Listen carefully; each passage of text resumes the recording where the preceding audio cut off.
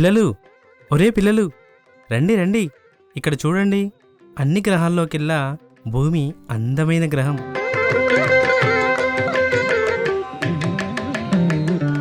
ఏమిటి, మొత్తం పచ్చదనంతో, ఎటు చూసినా దట్టమైన చెట్లతో, జలపాతాలతో అందంగా ఉంది.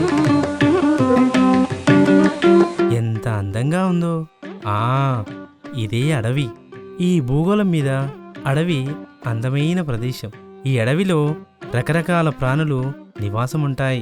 ఇక్కడ చూడండి, వాతావరణం ఎంత ఆహ్లాదకరంగా ఉందో. చాలా బాగుంది కదూ. ఏమిటి, ఇక్కడ ఎవరో మనుషులు కనిపిస్తున్నారు. పిల్లలు, రండి రండి, వాళ్ళు ఏం చేస్తున్నారో చూద్దాం.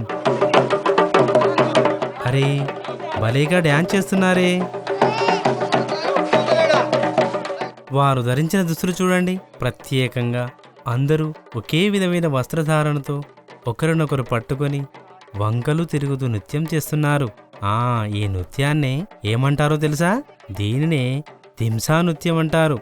వారు పాడే పాటలు మనం పాడుకునే పాటల్లా కాకుండా వేరే విధంగా ఉన్నాయి. చూడండి, వింటున్నారా వారి పాటలు? వీణుల విందుగా చూస్తున్న ప్రేక్షకులు, సంగీత వాయిద్యాలు భలేగా ఉన్నారు కదూ.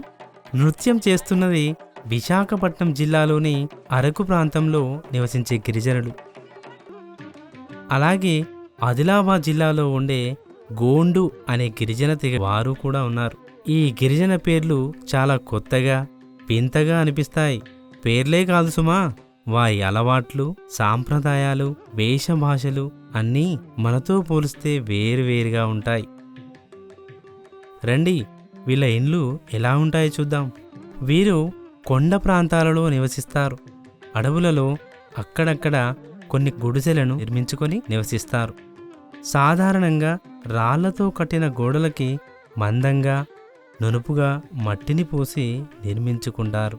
వెదురు బొంగులు, అడవి గడ్డితో గుడిసెలను కట్టుకుంటారు. గుడిసెలే కదా అని తేలికగా తీసేయకండోయ్. వంటకు, పూజకు, స్త్రీలకు కూడా ప్రత్యేకమైనటువంటి గదులుంటాయి. మహిళలు నేల మీద, గోడల మీద ప్రత్యేకమైన పద్ధతులలో రంగురంగుల అందమైన బొమ్మలు వేస్తారు. చూడండి, ఇక్కడ ఎంత అందంగా కనిపిస్తున్నాయో.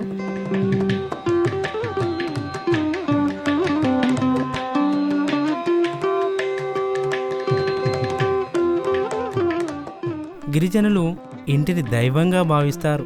మనలాగే చెప్పులు వేసుకొని ఇంటిలోకి వెళ్ళడం పెద్ద తప్పుగా భావిస్తారు. ఇంటికి వచ్చిన వారికి పండ్లు, పొగాకు చుట్టలు, అటవీ ఉత్పత్తులను ఇచ్చి మర్యాద చేస్తారు. గోండులు అడవిలో లభించే పండ్లు, చింతపండు, తేనె వంటి ఆహార పదార్థాలను వినియోగిస్తూ వ్యవసాయం కూడా చేస్తారు. పంటలు పండిన తర్వాత ప్రత్యేకమైన పండుగ చేసి గ్రామదేవత అయిన అక్కిపెన్కు మొదట నైవేద్యం పెట్టిన తర్వాత ఈ పంటలను ఉపయోగిస్తారు.